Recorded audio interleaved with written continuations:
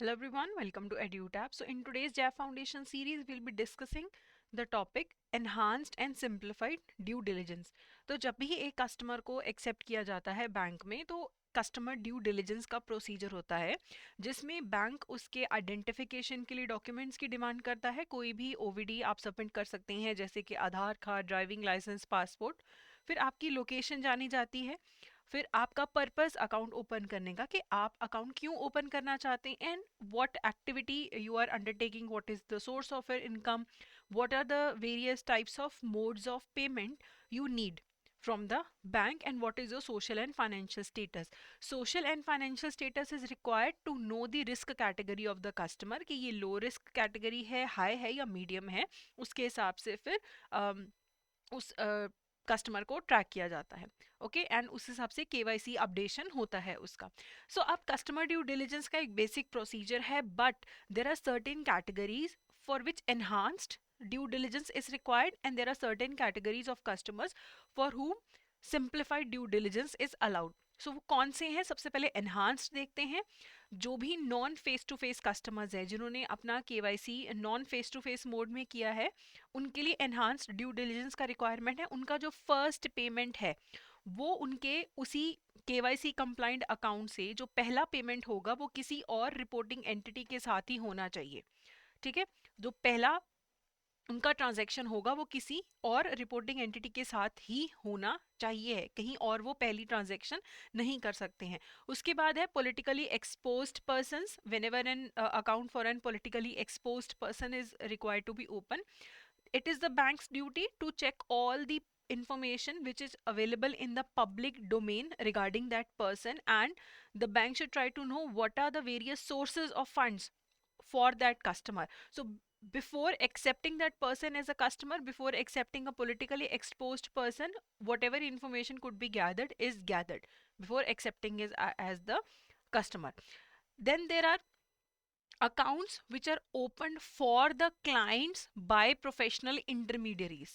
So whenever you invest in a mutual fund, so you are the client and the mutual fund manager, the mutual fund company, वो आपका professional intermediary है. So sometimes clients accounts are opened by their professional intermediaries. If the professional intermediary has a single client, single client है, उसके लिए they are opening that account with the bank, वहां पे उस client को identify किया जाएगा कि ओके आप अकाउंट ओपन कर रहे हैं इस पर्सन के लिए, उसका प्रॉपर आइडेंटिफिकेशन होता है। कई बार क्या होता है, पूल्ड अकाउंट होता है, म्यूचुअल फंड, पेंशन फंड, बहुत सारे लोगों का पैसा एक ही अकाउंट में रहता है। सो यहाँ पे नॉर्मल कोर्स में अकाउंट ओपन किया जा सकता है, देर इज नो इशू। कई बार क्या होता है, प्रोफेशनल इंटरमीडियरीज हैं, they are bound by client confidentiality and वो बैंक के सामने अपने क्लाइंट की डिटेल्स नहीं बताते हैं। अब म्यूचुअल फंड वालों को तो पता है, वो बताते हैं कि ये सारे कस्टमर्स हैं, इनकी लिस्ट है, but there are certain kind of intermediaries who say के क्लाइंट कॉन्फिडेंशियलिटी है, we can not disclose the client details.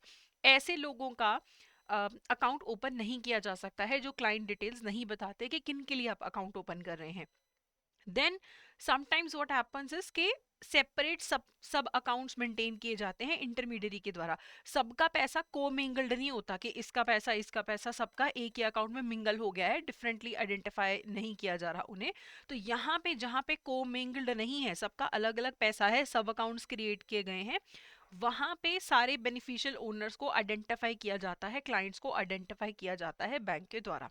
ठीक है, जहां पे co-mingled भी हैं, when funds held by the intermediaries for all beneficial owners are co-mingled in the bank account, वहां पे भी बैंक को देखना है that beneficial owners कौन है।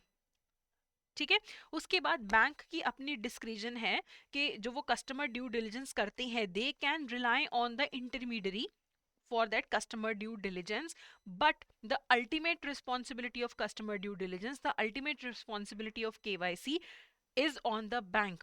कल कुछ गड़बड़ होती है, they cannot blame the intermediary because ultimate responsibility bank की है। तो these are the categories where enhanced due diligence is required, but there are some areas where simplified due diligence is allowed. One is self help groups. तो जो self help groups होते हैं वहां पे if they want to open a normal savings bank account, every member of the self help groups CDD is not required. Only the office bearers of that SHGs need to get their customer due diligence done. सारे members का करने की ज़रूरत नहीं है. But where there is credit linking of that SHG, अगर उस self help group का credit linking है, वहाँ पे all the members need to get their customer due diligence done. Next is accounts for the foreign students. So a lot of foreign students come to India for study. So for them NRO accounts are open, non-resident ordinary accounts for the foreign students. उसके लिए क्या required है? Passport. तो passport के साथ उनका visa, immigration, endorsement के documents attached होते हैं एंड उनका होम कंट्री का एड्रेस चाहिए होता है और फोटोग्राफ चाहिए. लेटर जो ऑफर करता है एडमिशन, जो जहाँ पे भी एडमिशन होता है तो उनका ऑफर लेटर, ये सारे डॉक्यूमेंट्स रिक्वायर्ड होते हैं तो ओपन एन अकाउंट. तो अब वो पर्सन अपना पासपोर्ट वीज़ा के डॉक्यूमेंट्स लेके आएगा, उसका होम कंट्री का जो एड्रेस है उसकी सिंपल एक फोटोग्राफ और जिस कॉलेज में एडमिशन ले रहा हो वहाँ का ऑफर लेटर दिखा के आराम से अकाउंट ओपन किया जा सकता है. एनआरओ अकाउंट ओपन किया जाता है. And after opening of that account, within 30 days that student has to declare his local address. If he is unable to declare a local address, his accounts is frozen. और ये जो 30 days हैं जब तक वो अपना लोकल एड्रेस डिक्लेयर नहीं करता है, फॉरेन रेमिटेंसेस लिमिटेड रहते हैं, नॉट एक्सीडिंग $1000 एंड इक्विवेलेंट इतना ही क्रेडिट किया जा सकता है, but the amount should not exceed 50,000 rupees. Okay, and if a Pakistani student wants to open an account, a foreign student who is Pakistani, then RBI's prior approval is required to open his account. Then there are small accounts. So there is a segment of people in India who might not have an OVD. उनके पास आधार card नहीं है, उनके पास driving licence नहीं है. So how can they open an account? For them, the option of small accounts is available. So if you don't have an OVD, you can open an account which can be opened for maximum of 12 months. After 12 months, an OVD has to be submitted or a proof of application of OVD has to be submitted. तो अगर मेरे पास OVD नहीं है तो मैं small account खोलूंगी और मुझे बैंक वाले बोलेंगे कि 12 महीने बाद तुम्हें अपना ओवीडी सबमिट करना पड़ेगा. 12 महीने बाद मेरे पास ओवीडी नहीं है but I had applied for it, जो मुझे रिसीव होने वाला है, तो मुझे 12 महीने का और एक्सटेंशन मिल जाता है. बट उसके बाद किसी भी हालत में I have to submit an OVD और my account will be closed. अब ये जो स्मॉल अकाउंट ओपन होता है तो कस्टमर अपना आइडेंटिटी बताता है, एड्रेस बताता है, सेल्फ अटेस्टेड फोटोग्राफ होता है. तो सेल्फ डिक्लेरेशन के बेसिस पे होता है. जो भी डॉक्यूमेंट साइंस होते हैं वो डेजिग्नेटेड जो बैंक ऑफिशियल है उसके सामने सारे डॉक्यूमेंट साइन होते हैं. But there are certain limitations on these kinds of accounts. One, the aggregate credits in this kind of account can not be more than 1 lakh rupees. तो पूरे साल में 1 लाख से ज़्यादा का टोटल अमाउंट क्रेडिट नहीं होना चाहिए इसमें. मैक्सिमम ट्रांसफ़र और विड्रॉल्स जो हैं 10,000 से ज़्यादा के नहीं होने चाहिए एक ट्रांजैक्शन में. At any point, the balance in this account cannot be more than 50,000 rupees and no foreign remittance is allowed in these kind of accounts. So, यहाँ पे simplified due diligence है, but there are a lot of terms and conditions related to these kinds of accounts. So before continuing with the MCQs, I would like to inform you that we have started a course for your JAB examination.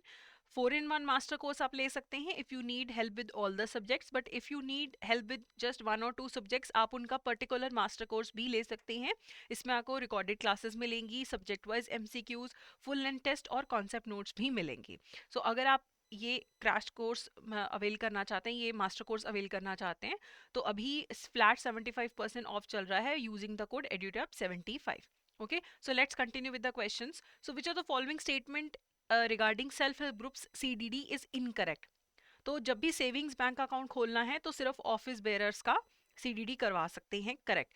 Savings bank account open करना है सारे members का CDD not required.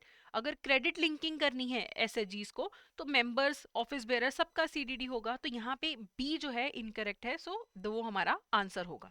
Okay, अगला है which of the following account is open by NRI students in India? NRI students कौन सा account open करते हैं?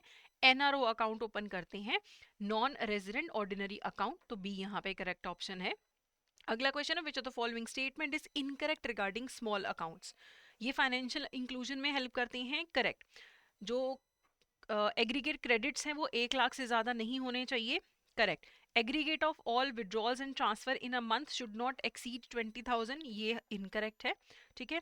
Foreign remittance can not be credited, ये करेक्ट है. तो सी जो है यहाँ पे हमारा करेक्ट ऑप्शन है, that is the incorrect answer है.